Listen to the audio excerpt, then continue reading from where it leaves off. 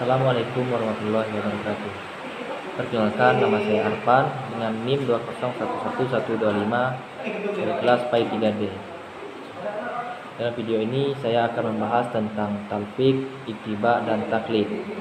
Yang pertama, talfik. Talfik menurut istilah ialah mengambil pendapat dari seorang mujtahid kemudian mengambil lagi dari seorang mujtahid lain, baik dalam masalah yang sama maupun dalam masalah yang berbeda. Dengan kata lain, talfik itu adalah memilih pendapat dari berbagai pendapat yang berbeda dari kalangan ahli fikih. Selanjutnya, pengertian ittiba. Secara istilah, ittiba berarti menerima perkataan atau pendapat seorang mujtahid dengan mengetahui dalil dan metode yang digunakan seseorang mujtahid dalam mengambil hukum dari dalil tersebut. Selanjutnya, pengertian taklid. Taklid adalah menerima perkataan atau pendapat seseorang mujtahid tanpa mengetahui dalil dan metode yang digunakan dalam mengambil hukum dari seseorang mujtahid. Dengan kata lain, taklid mengikuti perkataan atau pendapat seorang mujtahid tanpa tahu dari mana pendapat itu diambil. Selanjutnya, perbedaan dari taklid, ittiba, dan talfik.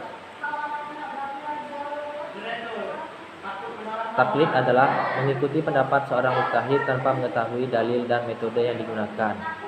Sedangkan ittiba adalah mengikuti pendapat seorang mujtahid dengan mengetahui dalil serta metode yang digunakan.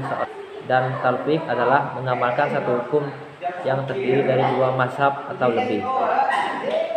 Nah, selanjutnya ke pembagian. Untuk talfik, ulama membagi menjadi dua macam, yaitu satu, mengambil pendapat yang paling ringan di antara mazhab-mazhab dalam beberapa masalah yang berbeda, dan yang kedua, mengambil pendapat yang paling ringan di antara mazhab-mazhab dalam suatu masalah. Yang selanjutnya, ittiba. Ittiba ada dua macam, yaitu ittiba kepada Allah dan kepada Rasulnya, dan ittiba kepada selain Allah dan Rasulnya. Ulama sepakat bahwa seluruh kaum muslimin wajib mengikuti segala perintah Allah dan menjauhi larangannya. Selanjutnya, taklid. Taklid dibagi menjadi dua macam. Yang pertama, taklid yang umum. Seorang yang berpegangan pada suatu mazhab tertentu, yaitu ia mengambil rukhsahnya dan azimahnya dalam semua urusan agamanya. Yang kedua, taklid yang khusus. Seorang mengambil pendapat tertentu dalam kasus tertentu, maka ini boleh jika ia lemah, tidak mampu untuk mengetahui yang benar melalui ijtihad, baik itu lemah secara hakiki atau ia mampu tapi dengan kesulitan yang sangat.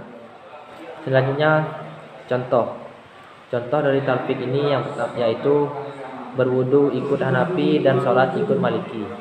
Nah, menurut ulama-ulama, talfik seperti ini dibenarkan karena dia mengamalkan pendapat yang berbeda dalam dua masalah yang berbeda.